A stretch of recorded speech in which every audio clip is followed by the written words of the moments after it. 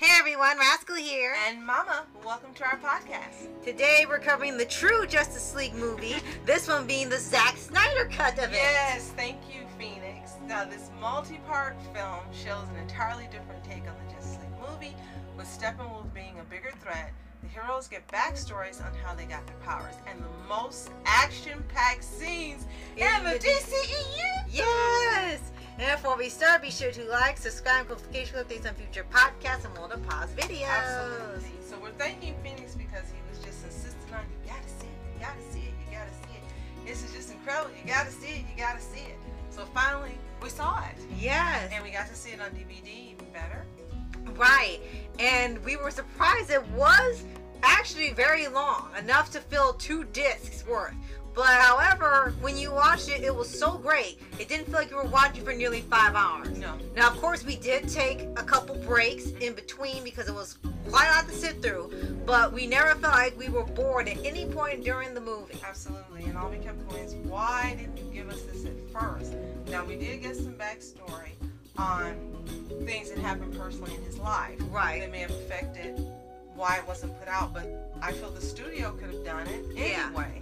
But this was just amazing. I'm glad that we got it, regardless of when, that we actually got this. Because this definitely gives Marvel competition. This here, this is like bigger than what Marvel puts out. Right, exactly.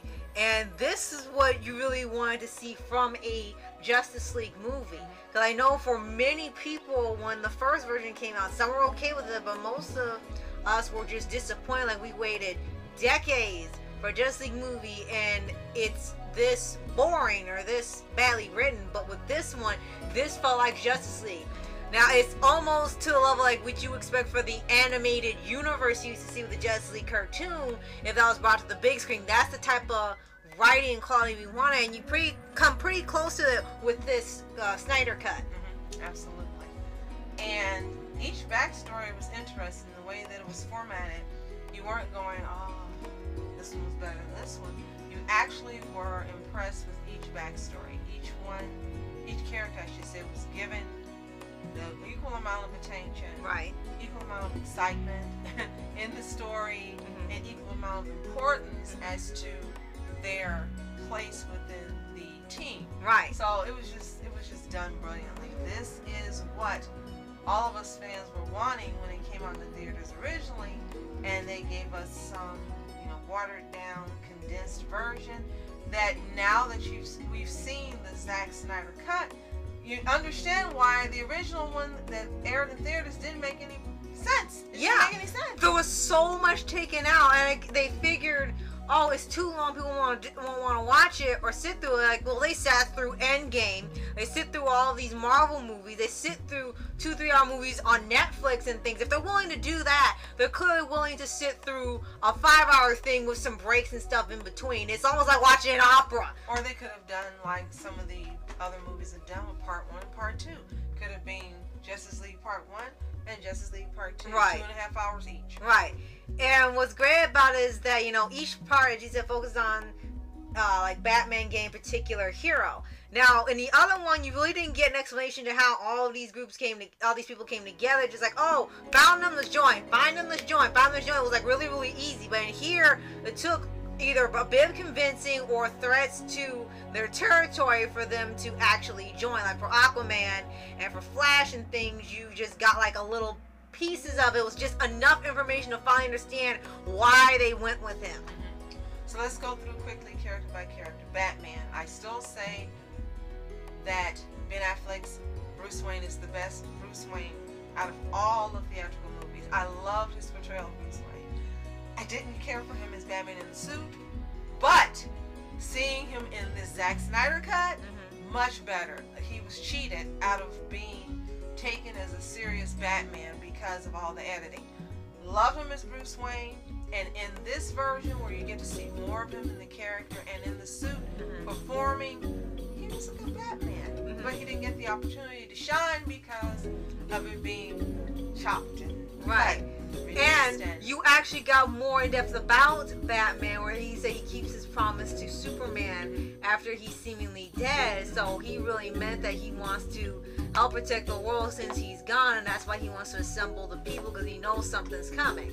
So it makes much more sense here that it happens here, and he has more depth in here than just need to assemble like the Avengers or something. It wasn't just cut and dry. Now for Wonder Woman, we found out how old she is, and we'd always wonder, but in this movie, they specifically tell you that she's 5,000 years old. Yeah, yeah. And we're like, so oh. she literally, the way that you're taking it, she's a titan. That's basically what she is. Yeah.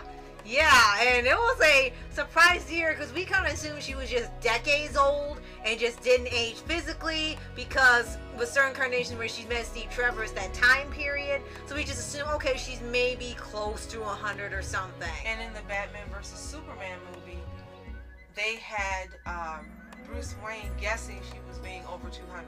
Yeah. It wasn't even close. Right. So that was pretty interesting to see and explains a lot more of her personality and stuff in this particular and how version. She has so much wisdom in doing things. She's lived history. Yeah. So yeah, she's the best person to go to if you need diplomacy, you need answers, you need backstory on something. She's the one to go to. 5,000 years old, she's lived through it all. Right. Now Aquaman, let's get to him. Yes. And you know Aquaman's whole backstory from the movie, but it still doesn't rely so much on you already seeing that film to know. I mean, they give you like a very quick thing to know, like in the dialogue of who he is, why he's there, and he hasn't quite become Aquaman yet, but he's close. So it now makes more sense in here why he was not willing to go with Batman, because I feel like he's been cheated already once, he's not going to be cheated again by humans. He's already been betrayed by the Atlanteans, so it makes much more sense why he really just didn't want to go with Batman. He's already got a good thing going. He gets free alcohol. He can do what he wants.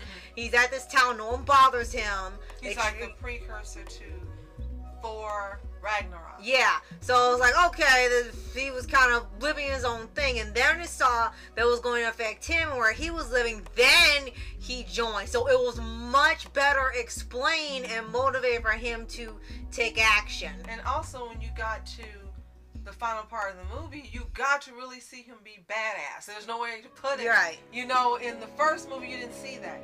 And you didn't even see him being as badass as he was in here as you did in his own movie. Yeah. The final scenes that we'll get to is like, okay, this is the Aquaman everyone was looking for. Right. You got to see it in here. Right. Now let's go to Flash. Yes.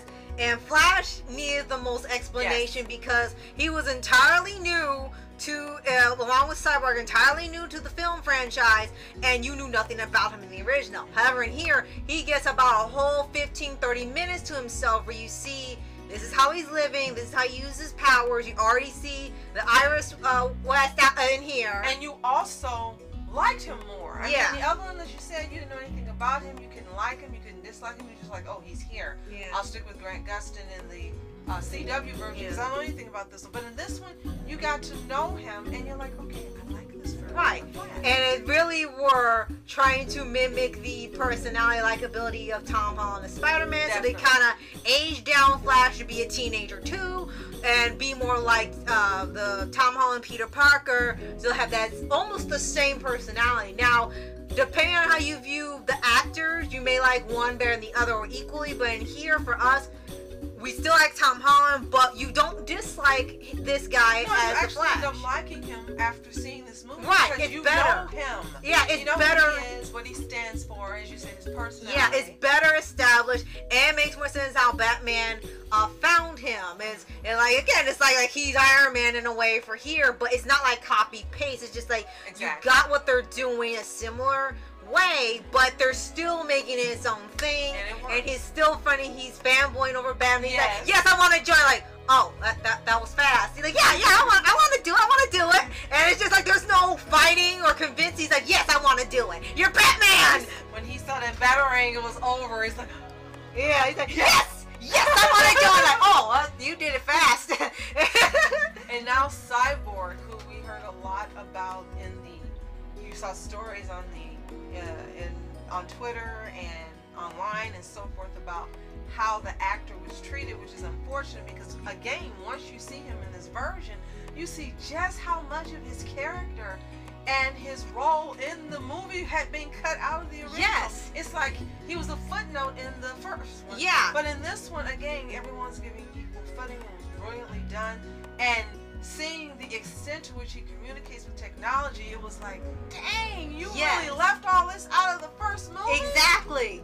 And when they did it in here, they showed his backstory. Well, he was already a cyborg at this point in the film, but before they got further in, they took a small part of it, like 15 minutes or 30 again, like The Flash, to show you how he became cyborg, which stuck to what we know for the comics now of the accident. So they did keep that in, and then how he became cyborg, and then of course where his bitterness toward his dad comes in. All of that was actually shown in here, so now it makes more sense why he's not like booyah yet in this version, because this is fresh for him. This hasn't been going on for a while. It's still fresh for him. So now it makes more sense why he really didn't want to deal with anybody. He was still reeling from all this stuff happening at one time, and he could not process it. He just felt bitter. And before we get to Superman in the end, you can say that you saw everyone's growth in this movie. It was incredible the way that it was done, because he grew. By the end, he had gotten past that because of things that happened.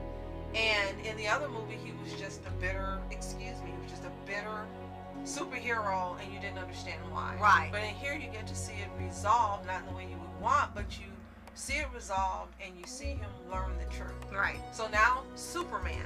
Yes, who was absent for a big part of the movie because of what happened in Batman vs. Superman.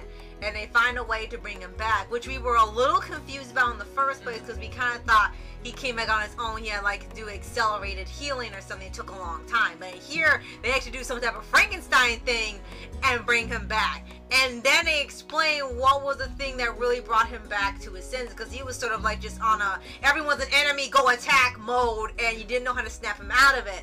And once he saw Lois, that was the key to it.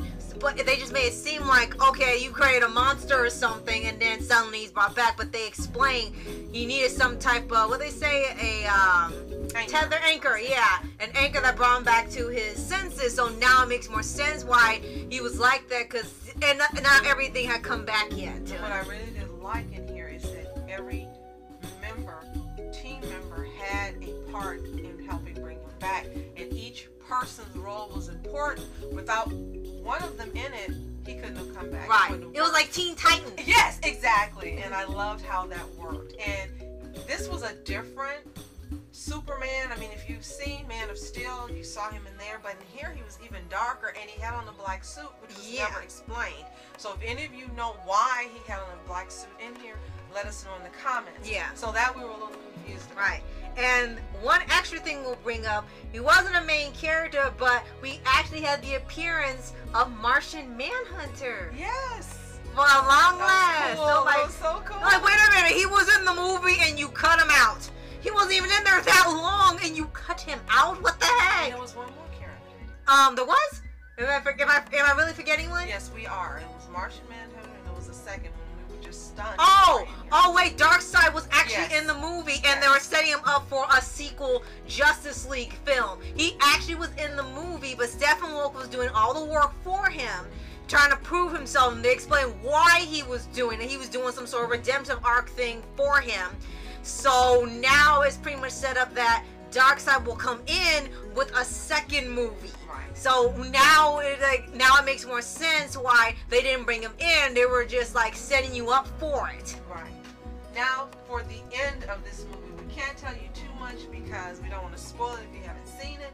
But this is one of the best conclusions of a superhero movie ever. I mean, it was just so exciting that when we finished, I said, okay, rewind it back to where it starts so we can see the whole thing again. Right. Like, are you serious? I'm like, yes, we gotta see it again. Yes, when they had the fight scene. Yes. And the final part. Man, that was just like, it was just so well choreographed, and it looked so fluid and so natural, and everyone had a part, and everyone was badass. Yes, I've used it 3 times, but it was. This is one of the best superhero movies ever made, and we had to wait all these many years and see it.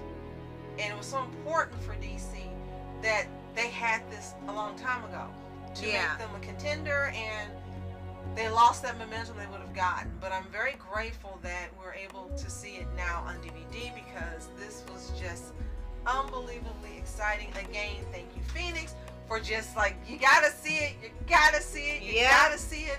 He's right. If you haven't seen it, you gotta see it. Yeah. If you have seen it, let us know what you think in the comments below. Yes. And what was your favorite part? Did you have a favorite hero that appeared in here? And if you haven't seen it, it's available on HBO Max. It's available to purchase. Come back and let us know how awesome you know that it is when you see it. We can't wait to hear your comments. Yes, and be sure to like, subscribe, and give us on future podcasts and all the Paws videos. Absolutely. Thank you so much for watching. I'm Mask Entertainment. And I'm Mom Entertainment. Have a fantastic day. Peace.